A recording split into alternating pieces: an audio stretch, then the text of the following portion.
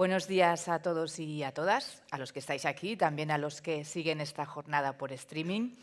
Esta es la segunda edición de la jornada que el diario.es dedica a la inteligencia artificial. Y como dice el título, estamos aquí para analizar cómo está transformando el presente, pero también cómo está creando el futuro.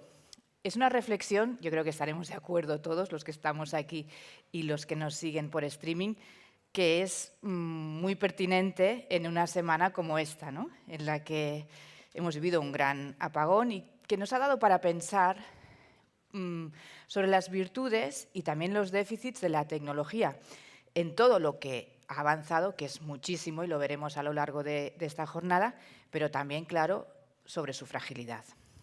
Ayer calculaba, creo que hacía 3 años aproximadamente, un profesor de matemática aplicada, que es también uno de los pioneros en estudiar Internet en España, es miembro de la Internet Society, Manel Sanromà, me explicó que la revolución que comportaría la inteligencia artificial, me dijo, será una broma en comparación con el cambio que supuso Internet en nuestras vidas. Imaginaros cómo era nuestra vida antes de Internet y cómo es ahora y el cambio que supuso, ¿no?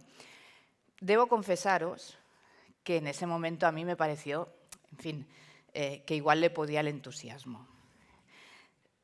Pero sí que me llamó la atención que alguien que sabe tanto y que conoce también este ámbito fuese tan tajante, ¿no?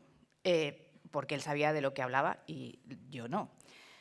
Ahora, visto en perspectiva, mi sensación, y creo que estaremos de acuerdo, es que no exageraba nada.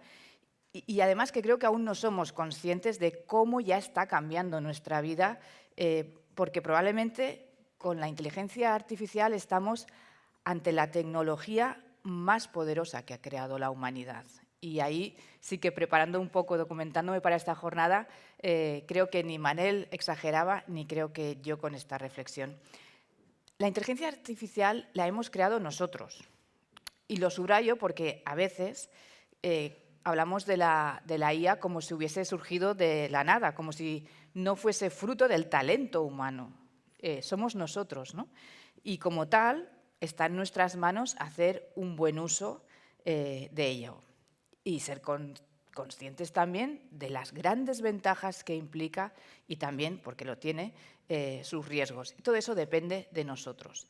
De esto vamos a hablar esta mañana. A lo largo de esta jornada reuniremos a profesionales del sector público, del sector privado. Antes comentábamos la importancia de la colaboración entre ambos ámbitos en cada día, pero en semanas como esta se ha demostrado especialmente, y desde aquí los ciudadanos damos las gracias a que esa colaboración haya funcionado, ¿no? Hablaremos con expertos y expertas independientes para profundizar en esos retos y beneficios de la inteligencia artificial. Contaremos hoy con 4 mesas de debate en las que trataremos de hacer una radiografía de la IA en España y en Europa en un momento que es clave. Analizaremos también cuáles son los desafíos que plantea en su impacto, por ejemplo, en la educación, en el empleo, cuáles son los perfiles más demandados por las empresas, cómo fomentar el aprendizaje y cómo ampliar el desarrollo profesional con estas tecnologías. Ya les digo que nosotros en la redacción estamos en ello, estamos aprendiendo mucho y es gracias a personas que saben cómo podemos mejorar nuestro trabajo a partir de estas nuevas herramientas. Conoceremos también las fortalezas estratégicas, que las hay muchas, de los centros de datos que se utilizan, como saben ustedes, para el desarrollo de la IA, también de los retos en materia de sostenibilidad y de eficiencia energética. Finalmente, además, acercaremos el debate al impacto de la IA en sectores estratégicos, esta semana también lo hemos visto, y las innovaciones más punteras que se están dando en campos muy relevantes. Estoy pensando, por ejemplo, en la logística, pero también en el transporte. Abriremos ahora la jornada con una entrevista a María González Veracruz, que ya está aquí, la secretaria de Estado de Digitalización e Inteligencia Artificial.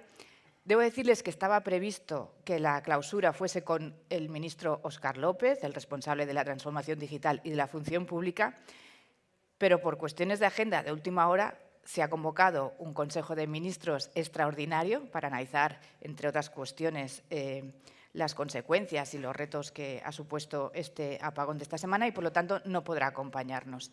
Estaba previsto, pero, en fin, le ha convocado el presidente y, por lo tanto, ante esa agenda, pues no ha sido posible.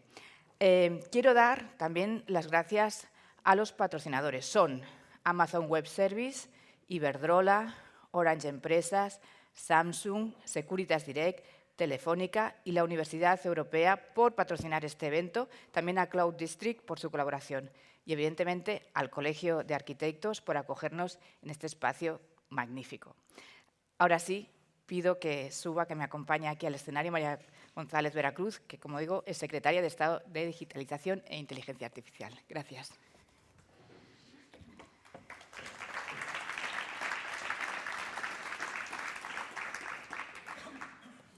Bueno, lo primero de todo, bienvenida. Sabemos que tiene una agenda imposible, por lo tanto, especialmente gracias por estar aquí. Muchísimas gracias a vosotros, es un placer. La primera pregunta, si me permites, obligada por la actualidad informativa. ¿Cuáles son las lecciones que desde un ámbito como su secretaría se deben tener en cuenta tras el apagón vivido esta semana? Bueno, yo creo que hay tiempo para analizar las lecciones y, como bien ha dicho el presidente del Gobierno, para incluso tomar las decisiones que haya que tomar. Pero hoy me vas a permitir que, sucediendo en este instante el Consejo de Ministros y teniendo una portavocía clara desde el Gobierno de España, apelo a que se sigan, sobre todo y casi exclusivamente, la información oficial y los cauces oficiales. Así que me comprometo con ustedes, como siempre, a analizar cuando proceda todo lo que quede por venir, ¿no? En cualquier caso, sí que quiero decir, y además aquí hay distintos representantes de las operadoras, que hemos vuelto a dar un ejemplo colectivo de ciudadanía, por supuesto, pero también de colaboración público-privada, y quiero agradecer a los operadores su esfuerzo, su compromiso, su prontitud en la resolución de los problemas. La verdad es que los ciudadanos también nos felicitamos de que la recuperación haya podido ser tan rápida. Vamos ya entonces con una de las principales iniciativas de su secretaría en esta legislatura, es el desarrollo de ALIA. Se trata, bueno, los presentes ya lo saben, pero a lo mejor mucha gente que nos pueda ver en streaming o seguirnos, es una familia de modelos de inteligencia artificial que cuenta con mayor peso del castellano, pero también de las lenguas cooficiales en su entrenamiento con sistemas como el ChatGPT, ¿no? ¿Cuáles están siendo las primeras aplicaciones prácticas de este proyecto?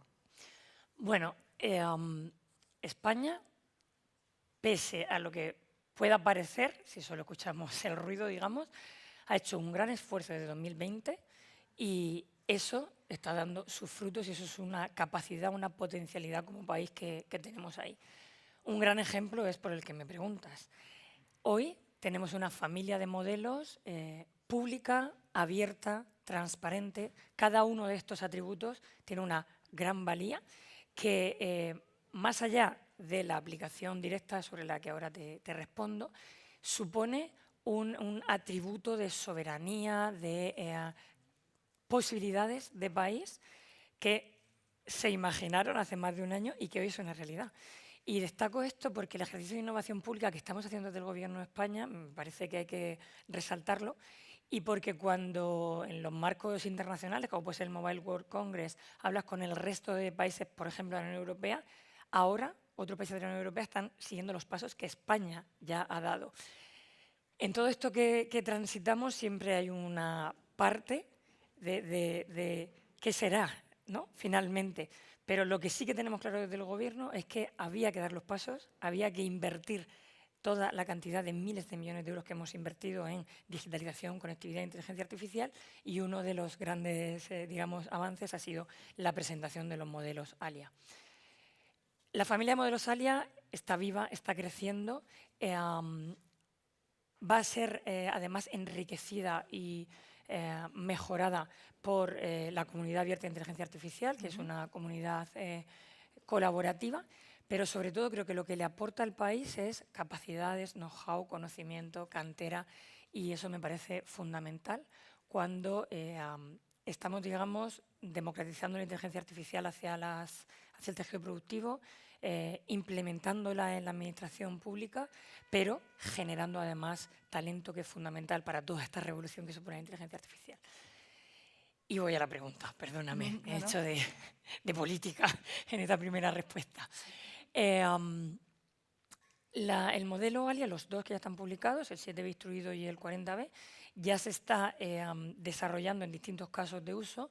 Los más significativos, porque además van a ser los más inminentes, son dos, que estamos trabajando junto al BSC y a Tecnalia, que uno se llama CardioMentor y que está trabajado con la Asociación de Cardiólogos de España, que pretende tener un piloto que, utilizado en atención primaria, mejore, por un lado, la capacidad, es decir, la eficiencia en la consulta, y por otro lado, la predicción en enfermedades cardiovasculares gracias a la inteligencia artificial. Para mí es un proyecto, la verdad, que apasionante y que evidencia muy bien cómo, utilizando este modelo, que tiene de por sí muchos atributos, como decía antes, entre ellos el 20% de entrenamiento hecho con lenguas cooficiales, con el castellano y lenguas cooficiales, pues que pueda ser utilizado para un fin tan poderoso, es contrastar el mal uso que se hace a veces o el uso que se puede aplicar, por ejemplo, en desinformación o en deepfake, frente al progreso, a la salud, a la investigación, a la mejora de la vida de la ciudadanía, que es lo que nos obsesiona, ¿no? Y el otro gran proyecto que también está muy avanzado es con la agencia tributaria. Este sí que es un chatbot, y me gusta resaltar siempre que los modelos ALIA no son un chatbot, son un modelo, es, digamos, más importante, es de base, es una puesta a disposición de dataset, pues la verdad que única. Y en este caso, el de la agencia tributaria, lo que pretende es facilitar las gestiones entre los funcionarios dentro de la agencia tributaria para mejorar la atención pública, o sea, la atención de cara a la ciudadanía. Claro, porque desde el Ministerio siempre se dice, ¿no? El propio ministro lo ha dicho alguna vez, la Administración tiene que dar ejemplo, ¿no?, en esa mejora, esa digitalización. Estos son dos buenos ejemplos. Estos son para mí los ejemplos más visuales. La verdad que podría poner muchísimos más en los que estamos trabajando, pero a mí me gusta dar, digamos, ya resultados o hablar de lo más avanzado. Creo que toda la Administración, además en las distintas administraciones del Estado, está haciendo un esfuerzo por digitalizarse, por aplicar la inteligencia artificial, y también en materia de datos. El Data Lake sanitario, el Espacio Nacional de Datos de Salud, es un gran ejemplo de ello entre las comunidades autónomas, donde está habiendo una gran inversión, pero gran inversión por parte del Gobierno de España, y al final hay verticales determinadas, como es la de salud, que son una oportunidad de país desde el punto de vista social y económico, que el Gobierno está sabiendo impulsar y liderar. Es un ámbito en constante evolución, ¿no? Antes lo decíamos, es una revolución directamente, ¿no? Las multinacionales están invirtiendo miles de millones para actualizar sus modelos constantemente. ¿Cuál es el plan del Gobierno para seguir ese ritmo y, por ejemplo, algunos de los ejemplos que citaba no queden desfasados en poco tiempo? Bueno, yo creo que en el caso de ALIA el objetivo lo he marcado claramente. Nuestro objetivo no es competir, sería absurdo. Nuestro objetivo es tener infraestructuras públicas abiertas, generar conocimiento e ir explorando también, igual que en 2020 se publicó la primera estrategia de inteligencia artificial de España, en el 20, y en el 24 el Gobierno fue capaz de actualizarla. Creo que iremos viendo dónde están los grandes retos. Pero esto nos ha generado oportunidades que Europa incluso está replicando. El proyecto Open Euro LLM de la Comisión Europea se basa en la idea de ALIA, donde España también tiene un papel fundamental. Pero por ampliar, digamos, el foco y no hablar solo de un proyecto concreto del que nos sentimos muy orgullosos, como la familia de modelos en castellano en lenguas cooficiales, donde España está poniendo mucho esfuerzo y mucha inversión, es en capacidad de supercomputación. El que tengamos una de las primeras 7 fábricas más importantes de inteligencia artificial de Europa, donde el Gobierno ha invertido más de 60 millones de euros, pero que además evidencia esa gran capacidad que tenemos con el Centro Nacional de Supercomputación, luego han sido 11, nos va a permitir tener capacidades a medio y largo plazo y ser muy competitivos, pero además ofrecer esas capacidades a las pequeñas y medianas empresas. O sea, el concepto de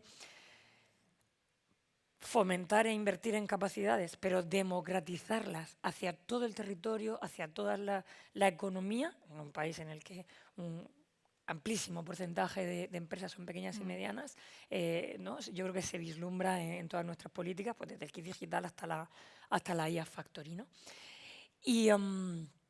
Y además de las capacidades de supercomputación y de las infraestructuras públicas que hemos podido generar y que en este momento cobran más importancia en términos de soberanía tecnológica como ALIA, hay todo un capítulo de fomento del talento, de inversión en lo importante. Es decir, si toda esta revolución pasa y no hemos sido capaces de generar soberanía tecnológica real, es decir, nos hemos quedado en las inversiones que efectivamente pasan con el tiempo, pero sobre todo conocimiento y talento real, no habremos hecho, creo que bien la tarea de fondo. Por eso el plan de competencias digitales, el Pacto por la Generación D, en el que también además hay muchísimo compromiso público-privado y para mí es garantía del éxito. Y proyectos como el programa Construyendo la Generación IA, que han sido 374 contratos para los mejores de España y del mundo en investigación en IA. Es solo un ejemplo, podría estar la verdad que toda la mañana contando otros, son una de las grandes apuestas. Esta muy de presente y de futuro, quiero decir, al final es el talento lo que necesitamos. Me interesa mucho esto de la referencia a las pequeñas y medianas empresas. Algunas pueden estar escuchándonos o después recuperar esta entrevista. El nuevo Colegio de Comisarios Europeo ha manifestado su intención de reducir la carga regulatoria de la Ley de Inteligencia Artificial para las pymes, para que puedan, por ejemplo, pues competir directamente con las empresas de Estados Unidos y las chinas. Cuando hablamos de inteligencia artificial también hablamos, ¿no?, de geopolítica y de competencia empresarial. Lo que pasa es que los principales negociadores de la ley han alertado del riesgo de que esto no puede suponer una rebaja en sus protecciones, ¿no? ¿Cómo se posiciona el Gobierno en este debate y cree que las presiones políticas o geopolíticas, en este caso, de Estados Unidos pueden acabar incidiendo en este debate sobre la inteligencia artificial y las pymes? Bueno, España fue pionera en muchos aspectos. Podríamos hablar de la Carta de Derechos Digitales o el propio liderazgo en la primera ley del mundo de inteligencia artificial, como es el Reglamento Europeo. Por lo tanto, nuestra posición es muy conocida y muy clara. ¿Piensa el Gobierno de España que hay que facilitarle al tejido empresarial la aplicación del reglamento o simplificar al máximo? Por supuesto. Es lo que hemos hecho en la legislación española y lo que estamos haciendo con ejemplos pioneros de nuevo, como el sandbox de IA. Somos el primer país que ha puesto en marcha un entorno de pruebas para las empresas para promover la innovación y a la vez facilitar la aplicación del reglamento. ¿Podría explicar un poco? Porque me interesa mucho cómo funciona este entorno de pruebas para sistemas de alto riesgo. Termino un momento el razonamiento. Pero eso significa que tengamos que rebajar la expectativa de la protección de los derechos más básicos y más fundamentales de la ciudadanía por los sistemas de IA? En ningún caso, en ningún caso. España está haciendo su trabajo, ahora mismo hay una consulta pública abierta. Nuestra posición efectivamente no solo es clara, sino que nosotros defendemos que ese debate no es el debate, ese no es el marco.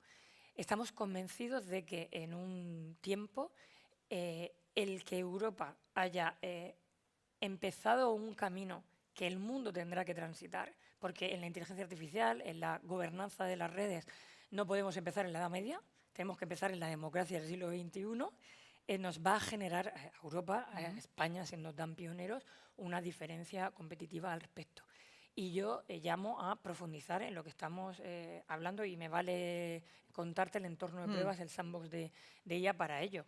Es decir, lo que estamos defendiendo es que determinados sistemas de inteligencia artificial, por un lado, algunos tienen que ser prohibidos porque supongan que una identificación biométrica puede tener consecuencias pues, de discriminación, de raza o de cualquier otro tipo, o peligros sobre la propia democracia, Por ejemplo, ¿no? Podría poner varios ejemplos.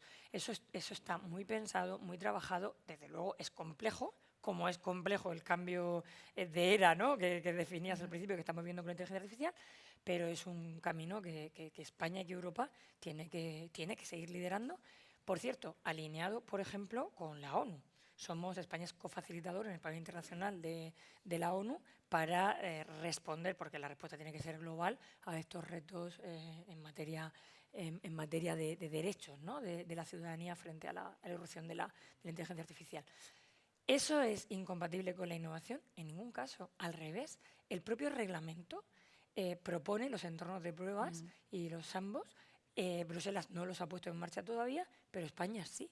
Nosotros lo que hemos hecho ha sido dedicar recursos concretos y abrir una posibilidad a la que además ha sido un éxito. Se han presentado 44 sistemas de IA, que supone casi 100 pequeñas y grandes empresas. Han sido ya seleccionados 12 sistemas para acompañar a las empresas en la aplicación de esos posibles sistemas de alto riesgo o prohibidos en la aplicación del reglamento, que pretende además terminar con unas guías públicas para que esto no sea solo para esas empresas, ¿no? Que les agradezco mucho además que hayan dado el paso y la valentía y el esfuerzo, ¿no? También de presentarse en el entorno de pruebas, sino que sea, digamos, un ejercicio práctico de asesoramiento, de acompañamiento, que sea válido para el resto de empresas.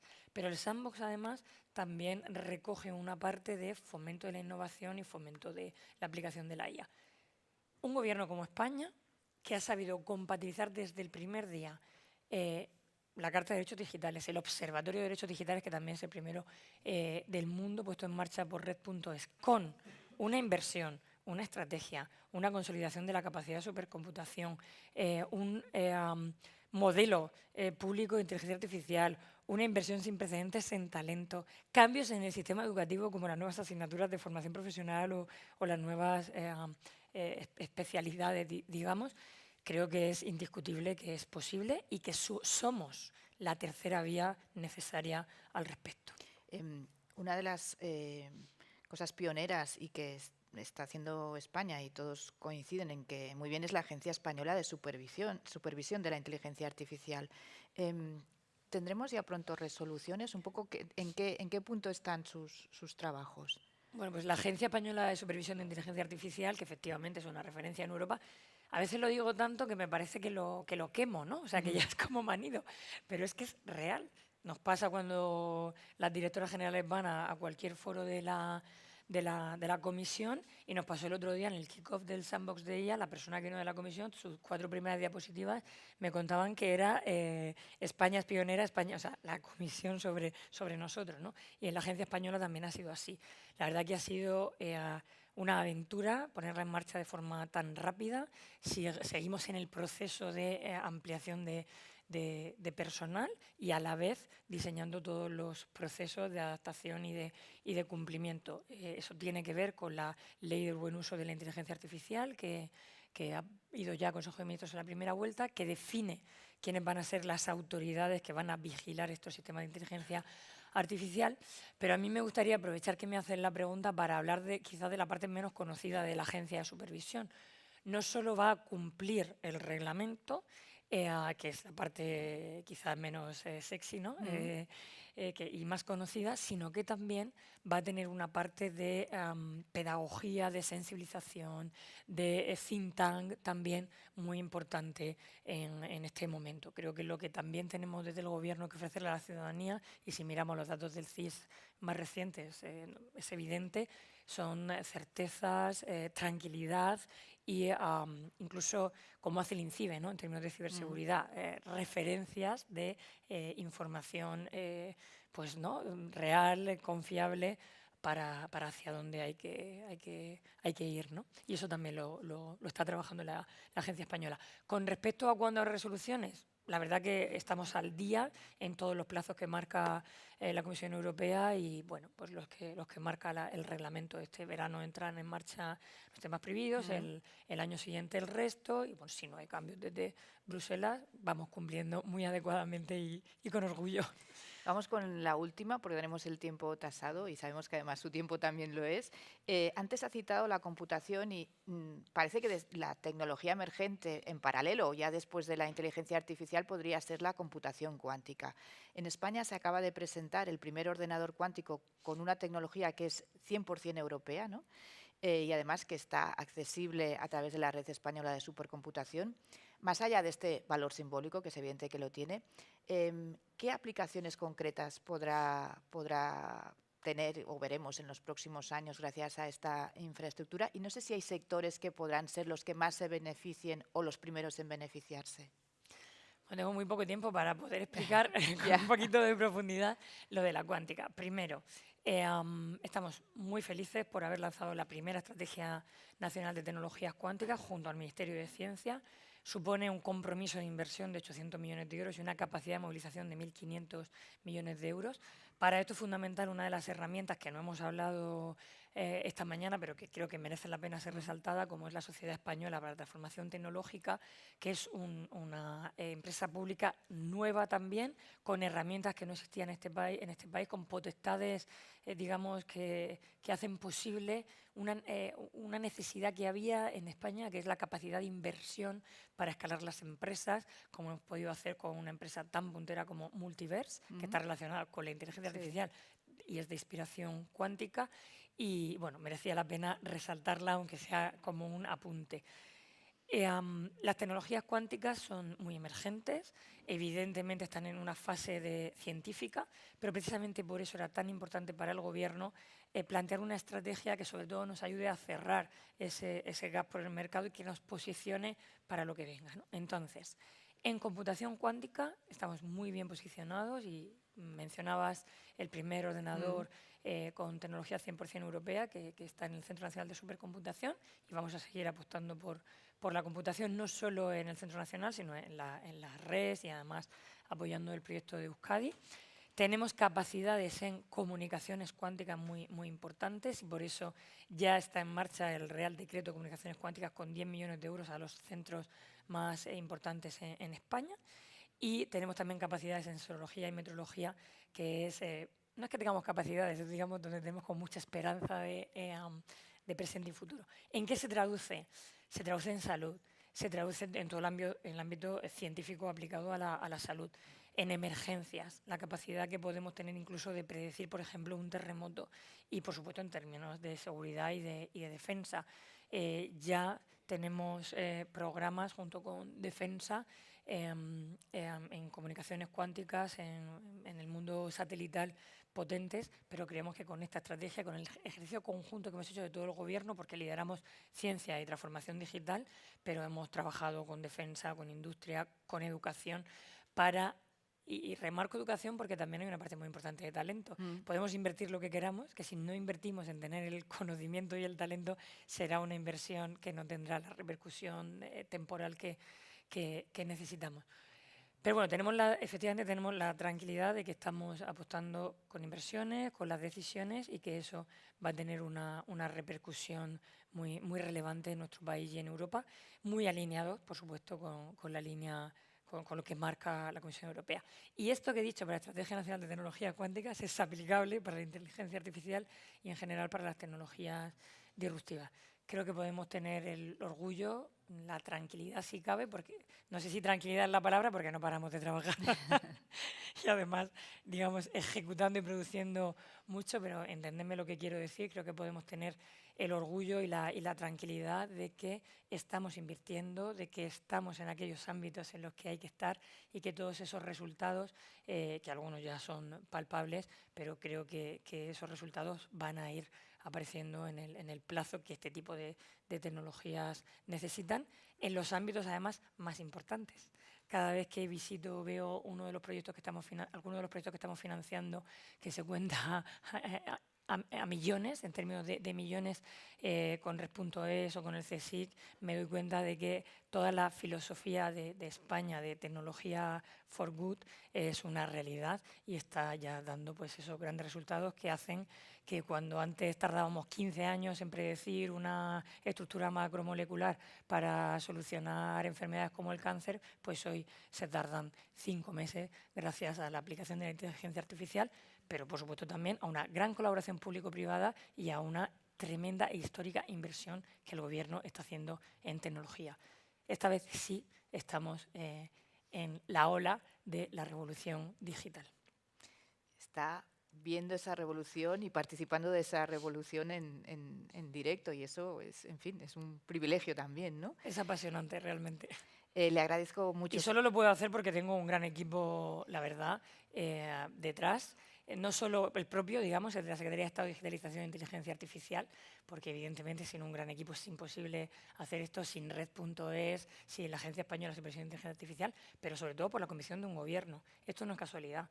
Si en un momento determinado, con el liderazgo de Pedro Sánchez, en su momento de Nadia Calviño, luego José Luis Escrivá y ahora de Óscar López, no se hubiera visualizado que la transformación digital y verde, y quiero remarcar hoy, y verde, es una prioridad imprescindible para el cambio de modelo económico y para estar en esa revolución digital, pues no estaríamos generando, por ejemplo, el empleo que se está generando en vocaciones STEM o no tendríamos el porcentaje de economía digital que tenemos a día de hoy en el PIB español y el que vamos a conseguir, que es lo más importante. Bueno, son temas que vamos a tratar a lo largo de la jornada. Le agradezco mucho su presencia, no tenemos tiempo para más. Así que gracias y suerte en este empeño tan apasionante.